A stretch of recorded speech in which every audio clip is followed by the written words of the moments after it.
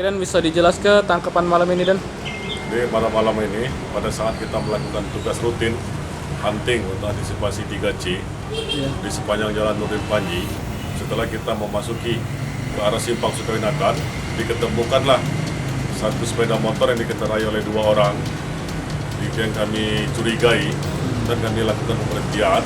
Setelah lakukan pemeriksaan dan dicek di badan-badan, ternyata satu buah senjata tajam yang diselipkan di pinggang yang mengemudikan sepeda motor tersebut.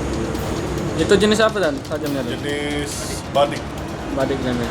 Kemudian tersangka yang kita amankan tersebut kita bawa dan kita serahkan ke Polsek Sukarami untuk mengikuti proses hukum yang lebih lanjut. Oke, terima kasih, Dan. Ya. Agama punya Islam. Aman, kondusif. Ya. Terima kasih. Menjaga malam juga nggak boleh dibawa pawai.